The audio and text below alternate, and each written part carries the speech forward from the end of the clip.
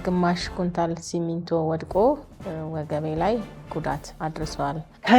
ከየት እንዲሁ ከሰማይ እኮ የወረደ ነው የሚመስለው። እሱ መጥቶ ላይ ጤና ጣቢያ ነው መንፈሴን ያወቅኩት። እንዴት እንዳደረገኝም አላውቅም። እዚሁ ተመሬት ቀላቅሎኛል። ወስላታ እኔ ስትመጣ ቀጥ ብለን የመጣው እዚህ ስገባ ነው የምታነክሰው። ቆይ ስነ ስርዓት እያየኸኝ አይደል? ቆይ አሁን እኮ አቤቱታውን አሰሙ እየተባለ ነው እኮ አቤቱታ ያሰሙኝ ነው። ስለዚህ አቤቱታውን ረጋ ይበሉና ከዚህ መንፈስ ወጣ ብለው ያስረዱ። ማስረዳት የከለከሉት ሰው የለም። ማስረዳት መብቶት ነው። እኔ እኮ ልሞት ትንሽ ጫፍ ነው ደርሼ የተመለስኩ። ቢለይልና ሞት ሞት ይሻል ነበር። እንደዚህ አይነት ዘለፋዎች ነው ስለስራት ያዙ። ከስር ነው የመጣው ወደ ላይ አይደል? እንዴት ከላይ ይወልቃል ጥርስ? ከስር ተመጥቶ ነው። ከስርም ከላይም ያለው ጥርስ የራሴ ነው አይደል እንዴ? ስለ እድሜዋ ልዩነት ዛሬ ነው ከመጣሽ በኋላ ነው ያወቀው። ልክ ካገባሃለው ብየውማ ልክ ካገባሁት ኮርሶ ፊት አቀረብኩት አይደለ? ከባሌ ራስ ላይ ውረጅ። ሁሌ ከሱ ጋር ምንድነው አንቺ ችግርሽ? ስነ ስርዓት ያዥ። ሰው ስራ ፈቶ አይደለም መብቱን ለማስከበር የሚመጣው።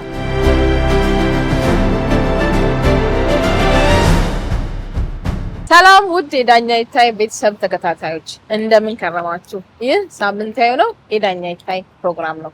ዘወትር በዚህ ሰዓት የሚቀርብላችሁ ዳኛ ይታይ እንግዲህ በማህበረሰብ ውስጥ የሚቀርቡ አለመግባባቶች በህግ እንዴት ይፈታሉ፣ ህጉ ምን ይላል፣ ክርክሩና ፍርዱ ምን ይመስላል የሚለውን ፕሮግራም ወደ እናንተ ወደ ውድ ተመልካቾቼ የህግ እውቀታችሁን ሰፋ እንድታደርጉ ዘወትር በዚህ ሰዓት አቀርብላችኋለሁ። ይህንን ፕሮግራም ወደ እናንተ አዘጋጅቼ የማቀርብላችሁ እኔ ይታይ ጣሴ ሲሆን በሙያዬም ዳኛ ነኝ። ከእኔ በስተቀር ከሳሽ፣ ተከሳሽ፣ ምስክሮችን ወክለው የሚቀርቡት ተዋናዮች ናቸው። እንግዲህ ህግን አለማወቅ ከተጠያቂነት አያድንምና ይህንን ፕሮግራም ቁጭ ብላችሁ እየተከታተላችሁ የህግ እውቀታችሁን ሰፋ አድርጉ። ዛሬም እንደተለመደው አዝናኝና አስተማሪ የሆነ ፕሮግራም ይዤላችሁ ቀርቤያለሁ። ክርክሩ፣ ፍርዱ፣ ህጉ ምን ይላል የሚለውን አብረን የምንከታተለው ነው የሚሆነው። እኔ ወደ ችሎት እየገባው ነው። ተከታተሉ።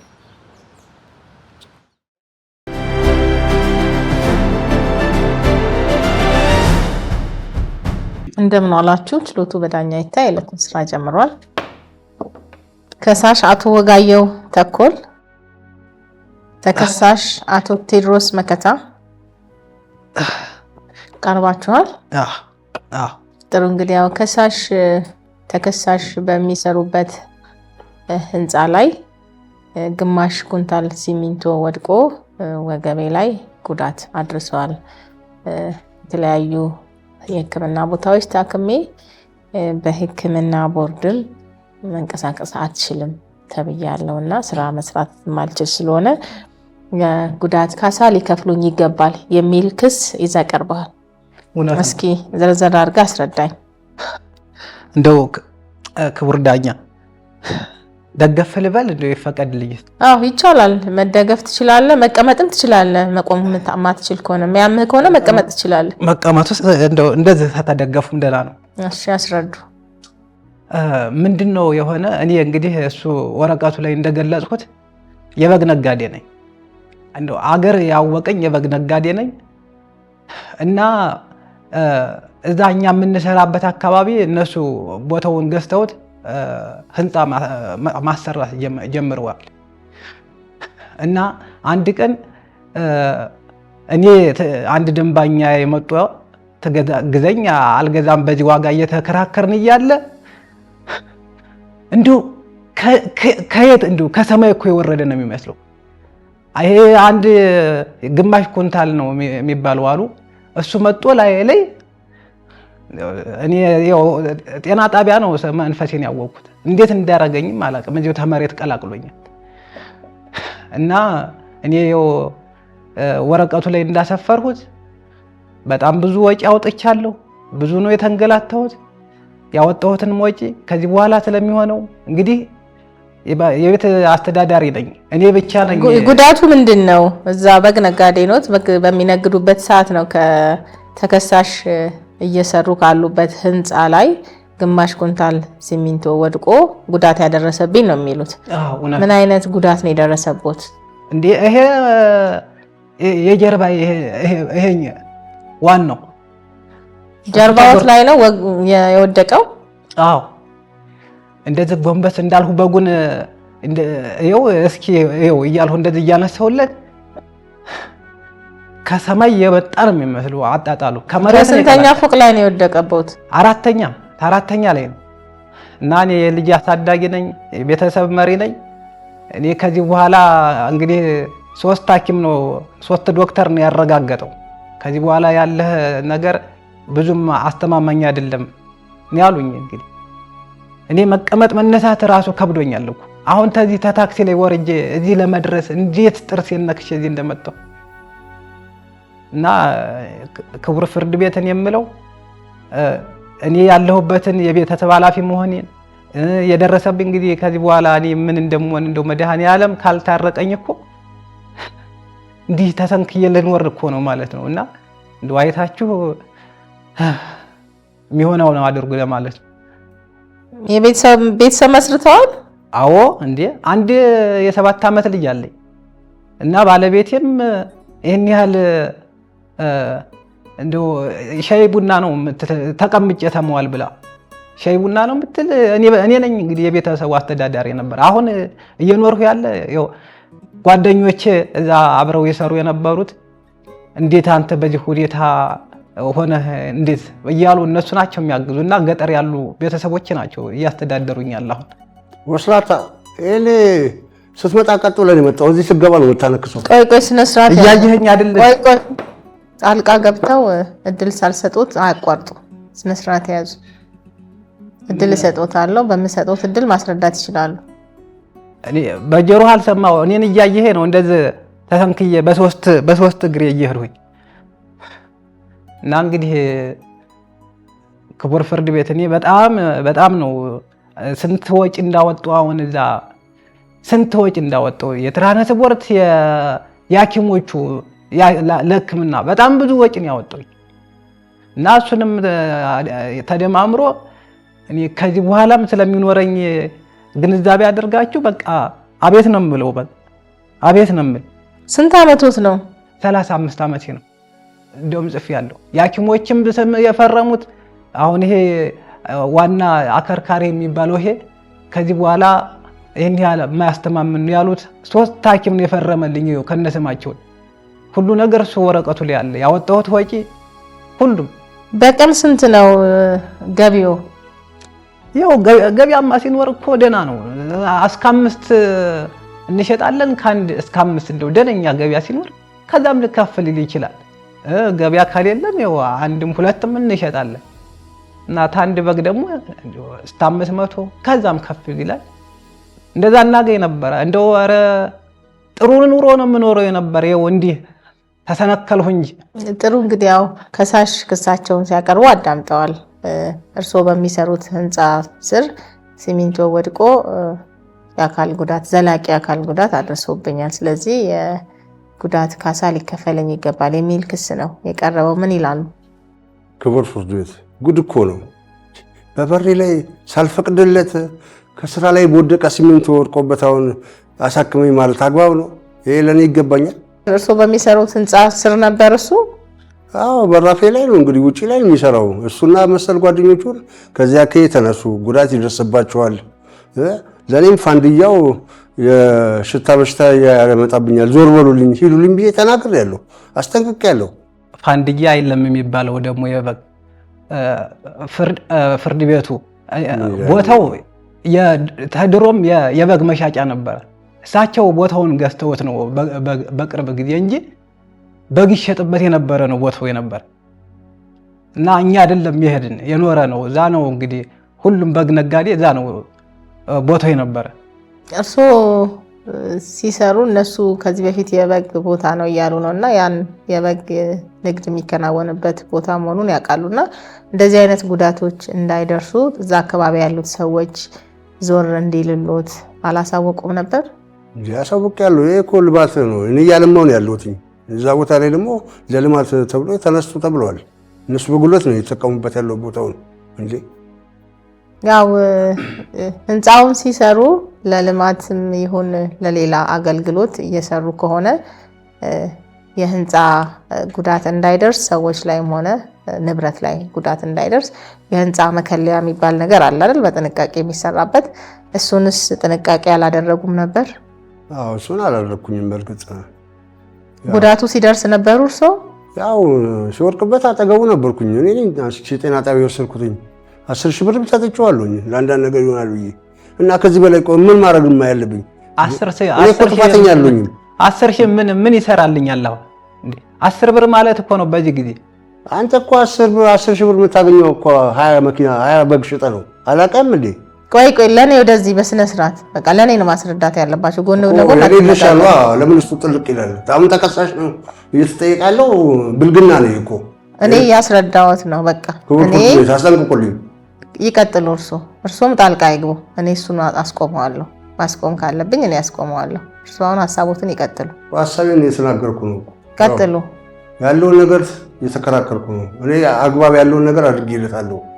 ምንድን ነው አግባብ ያለው ነገር ያደረጉት? ምን አረጉለት? የሕክምና ወጪ አውጥተውለታል? አሳክመውታል? አዎ ወስጄ ያሳከምኩት እኔ ነኝ። ጤና ጣቢያ ወስጄ ያሳከምኩት እኔ ነኝ። 10 ሺህ ብርም ሰጥቼዋለሁ እንዴ። ከዚህ በላይ ቆይ እንዳልተሰጠው ለምን ይሆናል እንዴ? ከዛም በላይ እኮ በግ ረድልኝ ፍየል ረድልኝ እያለ ከሞኝ ደጅ ሞፈር ይቆረጣል አይነት ነገር ነው እኮ አነጋገሩ እንዴ። ከየት ይመጣል? በኪሎም ቢሆን ስጋ እየወሰድኩ እየጠገንኩት ነው እየደገፍኩት ነው። እና ከዚህ በላይ ምንድነው እኔ የሚጠበቅብኝ? እንደማንኛውም ግለሰብ እኮ እንደማንኛውም ሰራተኛ የበኩሌን እያደረኩ ነው። ለምንድን ነው እንደዚህ የሚደረገው? ይሄ ፍርድ ቤት የሚያስቆመኝስ ነው? ያደረኩት ነገር ከቁም ነገር አልተቆጠረም ማለት ነው? ፍርድ ቤቱ ይሄን ነገር እንዴት ነው የሚያይልኝ? ለኔ የእሱ አቤቱታ ብቻ ነው የሚሰማው። አሁን እኮ አቤቱታውን አሰሙ እየተባለ ነው እኮ። አቤቱታውን ያሰሙኝ ነው። ስለዚህ አቤቱታውን ረጋ ይበሉና ከዚህ መንፈስ ወጣ ብለው ያስረዱ። ማስረዳት የከለከሉት ሰው የለም። ማስረዳት መብቶት ነው። ተከሰው ነው የመጡት። መልሶትን ይዘው መጥተው ያስረዱ። አስረዱ። ይቀጥሉ። የሚጠበቅብኝን አድርጌለታለሁ። 10 ሺህ ብር ሰጥቼዋለሁ። ወስጄ አሳክሜዋለሁ። ቤቱ እየተመላለስኩ ስጋም እያስኩኝ እየሄድኩኝ የሚጠግነውን ነገር እያስኩኝ እየሄድኩኝ እየተንከባከብኩት ነው። እኔ ከኔ የሚጠበቅብኝን አድርጌለሁ። ክቡር ፍርድ ቤት ደግሞ እዚህ ፍርድ ቤት ሲገባ ነው የሚያነክሰው እንጂ አይቼዋለሁ። በየመንገዱ እየፈነጠዘ ነው የሚመጣው እንዴ። ኧረ ይሄ ሰውዬ እንዴት ነው? ሌላ ሰው ነው ተመሳስሎብን ያየ እንጂ እኔ እንዲህ ተቀይጄ ነው የመጣው ያርሁት። እሱን ለኔ ተወው። ክቡር ፍርድ ቤት እኔ እሱ ሰውዬ ጤና ጣቢያ ነው ይዞኝ ሄደ። እኔ ጤና ጣቢያ 1-3 ቀን ብቻ ነው እዛ የቆየው። በቃ ይሄ ታቅማችን በላይ ነው ብለው ዶክተሮች ናቸው ፈርመው ወደ ሆስፒታል ያሸጋገሩ። አሁን ሆስፒታል ነው እንግዲህ እየተመላለሱ ያለ እና እሱም አደረኩት የሚለው 2 ኪሎ ስጋ ነው የኔን አጥንት የሚጠግንልኝ። ይሄ ዝም ብሎ ስተትን ለመሸፋፈን ነው እንጂ እንደው አይታችሁ ፍረዱኝ። ሰውዬው ላከውልህ እያስፈራራኝ ነው። ለምን ደሞ ያስፈራራው? ካልከፈልከኝ እያለ ነው። ተገቢውን ካሳና የሕክምና ወጪ አሁን ከገለጹት ስጋ ወስጄለታለሁ 10 ሺህ ብር ሰጥቼዋለሁ ከሚሉት ተጨማሪ ያደረጉለት ነገር አለ? ያወጡለት ወጪ አለ? ተጨማሪ ነገር አላደረኩለትም። ያስጠይቀኛል ብዬ ስላላሰብኩኝ አላደረኩለትም። ግን እንደ ሰብአዊነቴ ግን የማደርገውን አድርጌለታለሁ። ስራዎት ምንድን ነው? ኮንትራክተርም አስመጪና ላኪም ነኝ። ታዲያ ለደረሰው ጉዳት በስምምነት መጨረስ ለምን አልቻላችሁም ነበር? ለምን አልተነጋገራችሁ? ሞክሬያለሁ፣ ለፍቻለሁ። ግን እሱ ገንዘብ ካልተሰጠኝ ሞቼ እገኛለሁ ብሎ የጠየቀው ገንዘብ ደግሞ ሌላ አንድ ሪል ስቴት የሚሰራ ገንዘብ፣ የስራ ቦታ የለው፣ ፈቃድ የለው። እንዴት እዚህ ቦታ ላይ ለተፈጠረ ነገር እኔ እጠየቃለሁ? የሚገነቡት ሰራተኞቹ ናቸው። መከሰስ ካለባቸው መከሰስ ነበረባቸው። እንዴ ግቢ ገብቶ ውሻ ቢነክሰው እኔ ነኝ እንዴ የማሳከም ግዴታ አለብኝ? የሚመጣበት ዓላማ ሳይጣራ እንዴት ነው እኔ ላይ የሚወሰነው? ሊጠይቀኝ ይምጣ ሊሰርቀኝ ይምጣ ሳላውቅ ጠባቂ ባስቀመጥኩት ውሻ ቢነከስ ተጠያቂ ነኝ ሆነው?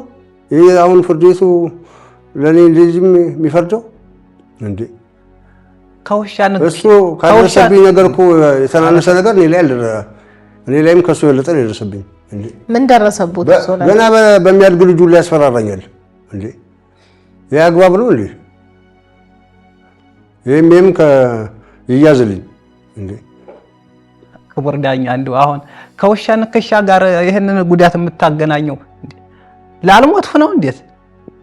እኔ እኮ ልሞት ትንሽ ጫፍ ነው ደርሼ የተመለስኩ። ቢለይና ሞት ይሻል ነበር። እንደዚህ አይነት ዘለፋዎችን አቁሙ፣ ስነ ስርዓት ያዙ። እና ደግሞ እንግዲህ ልጄ የ7 ዓመት ልጅ ነው። እውነት እንደው ክቡር ፍርድ ቤት እንደው እስኪ እርስዎ መስክሩ። የ7 ዓመት ልጅ ነው ሄዶ የሚያስፈራረው ይሄንም ያህል ሰውዬ? ይሄ ስህተትን ለማምለጥ ነው። ለሰፈሩ እንግዲህ አለው ምንም ዘመድ የሚጠይቀው የለም ብላችኋል። ከጓደኞቹ ጋር ከግብረ አበሮቹ ጋር እየመጣ ከ10 ጊዜ ደጅ ላይ እየተኮለኮላችሁ መውጫ መግቢያ ያሳጣችሁ። ለኔ አስረዱኝ። ወደዚህ አሁን ሰውዬ እኔ ተኝቼ ነው የምውለው። ተው እሱ የተመሰረተው እንግዲህ በእርሶ ህንፃ ግንባታ ላይ ሲሚንቶ ወድቆ ጉዳት አድርሷል። እሱ ላይ ብቻ አተኩራችሁ ነው መልሳችሁ መስጠት ያለባችሁ።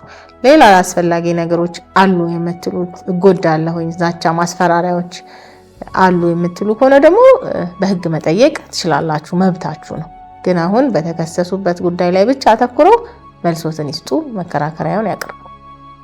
ያው መከራከሩማ ያው በተከሰስኩበትም ክስ አግባብ ያልሆነ ክስ ነው ብዬ ነው የጠየቁኝ ያለሁት እና በሱም መሰረት ደግሞ እሱም ክሱን መስርቷል።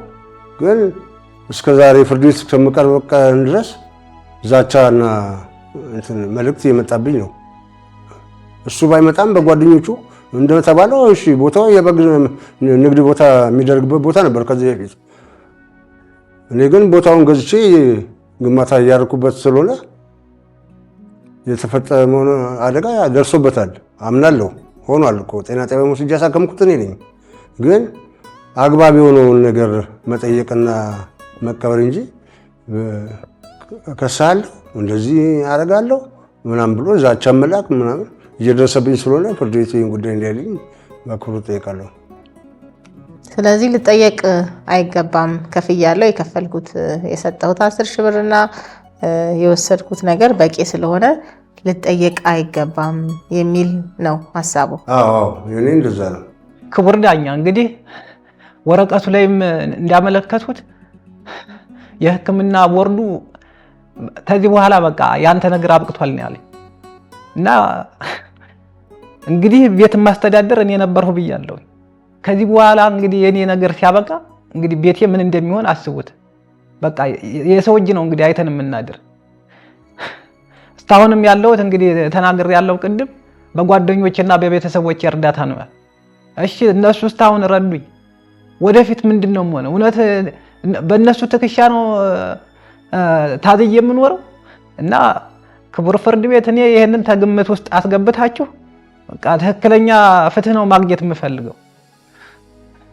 መቼም ጎዳና ላይ ወጥቻል ወድቅ ጤና ያማሳለ አንዱ ሀገር እየተዘዋወርሁ አይደለ እንኳን የሰው እጅ ላይ እኔ ለሰው ተርፍ ነበርና ክቡር ፍርድ ቤቱ እንደው ሁሉን ነገር ተግምት ውስጥ አስገብታችሁ ትክክለኛ ፍትህ፣ ትክክለኛ ውሳኔ አስተላልፉ። ይሄው ነው እንግዲህ እኔ ተማጽኖ። ጥሩ እንግዲህ ያው ፍርድ ቤቱ ግራ ቀኛቸውን ክርክር አዳምጧል። መዝገቡን መርምሮ ውሳኔ ይሰጣል። ውሳኔ ለመስጠት ተለዋጭ ቀጠሮ ሰጥቷል። የዕለቱ ስራ በዚሁ ተጠናቋል።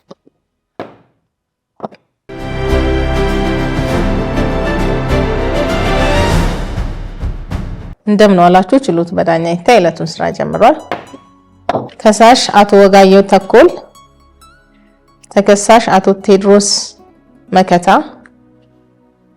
ቀርባቸዋል። ጥሩ እንግዲህ መዝገቡ የተቀጠረው ለውሳኔ ነው። ተመርምሮ ውሳኔ ተሰጥቷል። ውሳኔውን አነብላቸዋለሁ። ተከሳሽ ህንጻቸውን ሲሰሩ ከሳሽ ላይ ሲሚንቶ ወድቆ ለደረሰው ጉዳት ካሳ መክፈል አለባቸው የለባቸውም? አለባቸው ከተባለ ምን ያህል የጉዳት ካሳ ይገባል የሚለውን ጭብጥ በመያዝ መዝገቡን መርምረናል። በፍትሐብሔር ህግ ቁጥር 277 የአንድ ሰው ህንጻ ባለሀብት ወይም ባለይዞታ ህንጻው ሊያደርስ ይችላል ተብሎ ያልታሰበ ድንገተኛ አደጋ ቢደርስ ይህ ህንጻ የሚያደርሰውን ጉዳት ኃላፊ እንደሚሆን ይደነግጋል። ስለሆነም ተከሳሽ በከሳሽ ላይ ለደረሰው ጉዳት ኃላፊ ናቸው ተብሏል።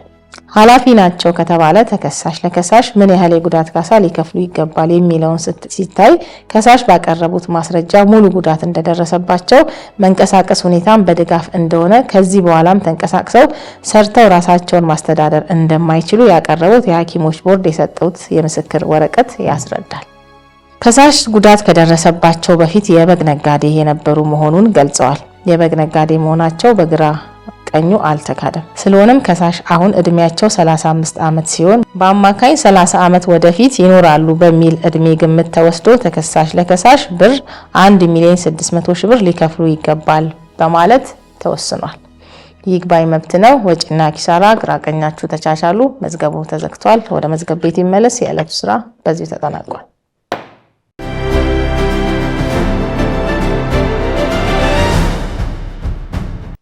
እንግዲህ ያው ፍርድ ቤቱ የሁለታችን መከራከሪያ ሰምቶ ለኔ ፈርዶልኛል። በዚህ ክቡር ፍርድ ቤቱን በጣም አመሰግናለሁ።